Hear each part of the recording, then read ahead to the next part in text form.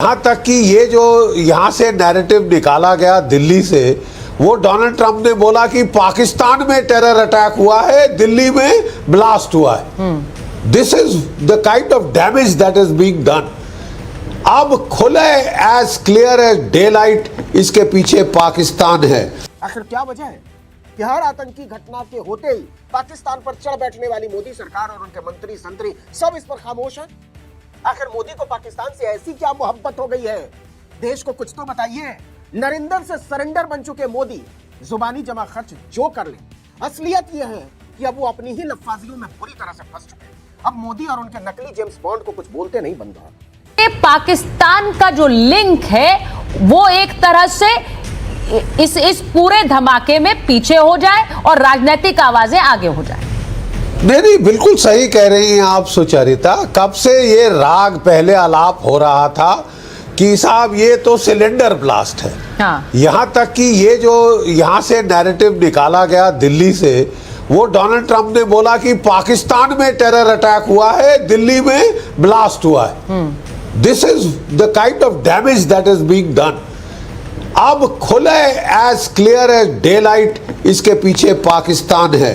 गंभीर जो चीज है वो है बेटा, वो है आपकी जो कि गुजरात की मॉड्यूल थी, जो कि केमिकल बायोलॉजिकल वॉरफेयर राइसिल केमिकल के साथ प्लान कर रही थी।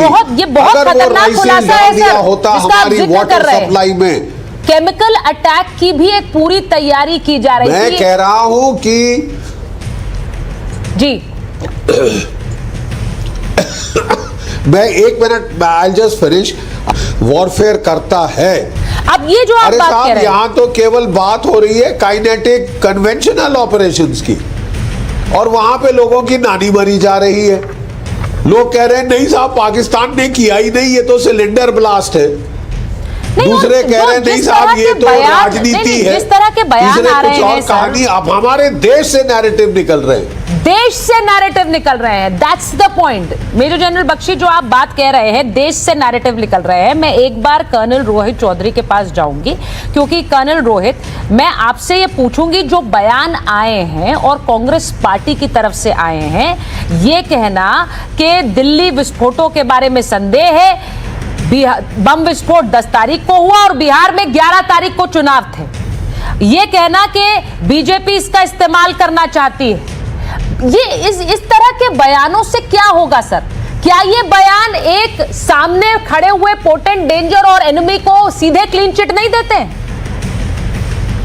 देखिए सुचारिता जी, सबसे पहली चीज तो यहाँ पर मुद्दा सबसे बड़ा जो देश में होना चाहिए कि आज हमारे देश की कैपिटल जो है वो भी सुरक्षित नहीं है। जो टेरर मॉड्यूल है वो जेएनके से चलकर दिल्ली एनसीआर यहाँ पर चारों तरफ, चाहे वो एक्सप्लोसिव को लाना हुआ, चाहे वो टेररिस्ट को यहाँ पे इम्प्लांट करना हुआ, ये सब चीज जो है ये कहीं ना कहीं हमारी बहुत बड़ी एक सिक्योरिटी एंड इंटेलिजेंस फेलियर है, जो कि हमने पहलगाम में देखी थी। और पहलगाम में उस दौरान में कोई भी वहां पे सिक्योरिटी का आदमी 40 से 45 मिनट तक नहीं था, और उससे कुछ दिन पहले अमित शाह जी ने, चौधरी मैं आपसे बिल्कुल सहमत हूँ। कर्नल चौधरी मैं आपसे सहमत हूँ, मैं आपसे सहमत हूँ। It is a very big security labs. मैं आपसे पूरी तरह सहमत हूँ, मैं बार बार कह रही हूँ। लेकिन मैं आज के समय में क्या इस तरह का बयान आपको सही लगता है, जो ये बताने की कोशिश कर रहा हो, एक वर्ल्ड नैरेटिव क्रिएट होता है सर ऐसे बयानों से, कि यहाँ देश में बैठे हुए कुछ लोग करा रहे हैं इसे? ये आपके नेताओं के बयान है और आपको इसकी जिम्मेदारी लेनी पड़ेगी सर। आखिर क्या वजह है कि हर आतंकी घटना के होते ही पाकिस्तान पर चढ़ बैठने वाली मोदी सरकार और उनके मंत्री संतरी सब इस पर खामोश हैं? आखिर मोदी को पाकिस्तान से ऐसी क्या मोहब्बत हो गई है? देश को कुछ तो बताइए। नरेंद्र से सरेंडर बन चुके मोदी जुबानी जमा खर्च जो कर ले, असलियत यह है कि अब वो अपनी ही लफ्फाजियों में बुरी तरह से फंस चुके हैं। अब मोदी और उनके नकली जेम्स बॉन्ड को कुछ बोलते नहीं बन रहा। पूरी मोदी सरकार को सांप सूंघ गया। तो कहने का मतलब यह है कि मोदी पाकिस्तान का नाम लेने में दिल में क्यों दुबक गए, और अब तो पाकिस्तान का भी नाम लेने में 56 इंची ढिंचित महामानव का गला सूख। भारत के इतिहास में आतंकवादियों के सबसे पसंदीदा प्रधानमंत्री और गृह मंत्री का नाम आप बता सकते हैं? बिल्कुल सही समझे, वही है नाम बताना जरूरी तो नहीं। असल में आतंकवादी मोदी शाह को दो कौड़ी का मानते हैं, और मोदी शाह दो कौड़ी का मानते हैं भारत की जनता को, बिल्कुल दो कौड़ी का।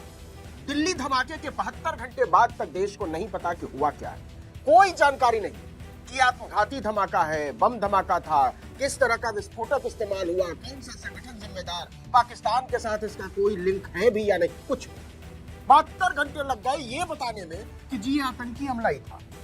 अब ये मत पूछ लीजिएगा कि आतंकी कौन थे, कहां के थे, इतनी भारी मात्रा में विस्फोटक लेकर दिल्ली तक कैसे घुसते चले आए, मोदी शाह के बस का नहीं है इसे बताना।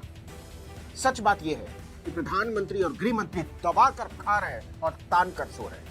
आराम में खलल इन्हें कतई बर्दाश्त नहीं। मतलब सोच कर देखिए कि देश की छाती पर विस्फोट होता है और 3 दिन गुजरने के बाद भी विस्फोट की पूरी कहानी सूत्रों के आधार पर घूम रही। आतंकवादियों को भी पता है कि नरेंद्र मोदी के बस की बात नहीं है उन पर नकेल कसना।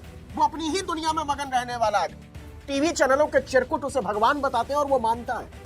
आतंकवादियों को पता है कि वो भारत को कुछ नहीं बता सकते। क्या गजब की बात है कि देश सूत्रों के हवाले चल रहा है, गृह मंत्री खुद सूत्रों के हवाले बैठे हुए, टीवी चैनलों और अखबारों में धमाके को लेकर जितनी भी कहानियां घूम रही सब सूत्रों पर आधारित है। एक भी टीवी चैनल या अखबार इस बात की पुष्टि नहीं कर सकता कि ब्लास्ट को लेकर जो कहानियां वो गढ़ रहे हैं वही सच्चाई है। अच्छा, एक बात कमाल की है, जो लोग सूत्रों के आधार पर यह नहीं बता सकते कि धर्मेंद्र जिंदा है या गुजर गए, वो कह रहे हैं कि सूत्रों के आधार पर हम आपको जैसे मोहम्मद की कहानी बता रहे हैं, हम धमाकों के बारे में बता रहे हैं, हम गृह मंत्रालय के बारे में बता रहे हैं। मतलब कमाल है इनके सूत्र। दिल्ली पुलिस की तरफ से अब तक कोई आधिकारिक जानकारी नहीं दी गई, एनआईए और एनएसटी की तरफ से भी कोई जानकारी नहीं दी गई, गृह मंत्रालय की तरफ से भी कोई आधिकारिक बयान नहीं।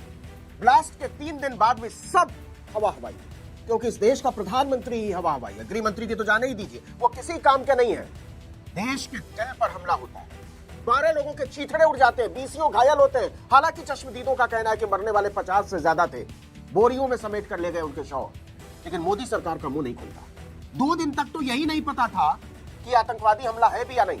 टीवी चैनलों में ब्लास्ट की खबरों की जलेबी छानी जा रही थी, लेकिन सरकार की तरफ से एक भी आधिकारिक बयान जारी नहीं हुआ। इतनी बड़ी घटना की अगली सुबह बादशाह नरेंद्र मोदी भूटान के राजा के साथ बर्थडे केक का मजा ले रहे थे। वाह, बड़ा टेस्टी बना है। ब्लास्ट के 2 दिन बाद सुरक्षा मामलों की कैबिनेट कमेटी की बैठक होती है। दिल्ली धमाके पर पहली बार एक प्रस्ताव पारित होता है कि एक आतंकवादी घटना थी। सोचिए, 2 दिन लग गया प्रस्ताव पारित करने में, क्योंकि मोदी के लिए देश पर हमला बाद में है, विदेश में मौज उड़ाना पहले, केक के चटखारे लेना पहले। सुरक्षा मामलों की कैबिनेट कमेटी ने सिर्फ एक निंदा प्रस्ताव पारित किया। जी हां, निंदा प्रस्ताव, जिसमें आतंकी कार्रवाई की कड़ी आलोचना की गई। इसकी जानकारी देने भी गृह मंत्री अमित शाह सामने नहीं आए। रेल मंत्री अश्विनी वैष्णव ने निंदा प्रस्ताव के पन्ने पढ़कर सुनाए। इस निंदा प्रस्ताव में लिखा है, देश विरोधी ताकतों ने 10 नवंबर को लाल किले के पास कार में धमाका किया। यह एक जघन्य आतंकवादी घटना है। अच्छा, नहीं बताते तो पता ही नहीं चलता। मंत्रिमंडल ने तुरंत और पेशेवर तरीके से इस आतंकी हमले की जांच के निर्देश दिए, ताकि गुनहगारों और उसके सहयोगियों की पहचान की जा सके और उन्हें बिना किसी देरी के न्याय के कटघरे में लाया जा सके। ये गंभीरता है आतंकवाद पर सरकार की। अंदाजा लगाइए कि जिन आतंकियों ने इसे अंजाम दिया है वो कहां निकल गए होंगे। हंस रहे होंगे मोदी जी को, अमित शाह को और अजीत डोभाल को और राजनाथ सिंह को थैंक यू बोल रहे हैं कि मोदी है तो मुमकिन है। निकलकर भाग जाना विस्फोट के बाद मुमकिन है। विस्फोट के लिए इतना खुला मौका मुहैया कराने के लिए थैंक यू है मोदी जी। आखिर क्या वजह है कि हर आतंकी घटना के होते ही पाकिस्तान पर चढ़ बैठने वाली मोदी सरकार और उनके मंत्री संतरी सब इस पर खामोश है। टीवी चैनलों और अखबारों के पन्ने भरे पड़े हैं कि इस घटना में शामिल आतंकियों के पाकिस्तानी आतंकी संगठन जैसे मोहम्मद से लिंक है, लेकिन सरकार ने प्रस्ताव में एक भी लाइन इस पर नहीं की।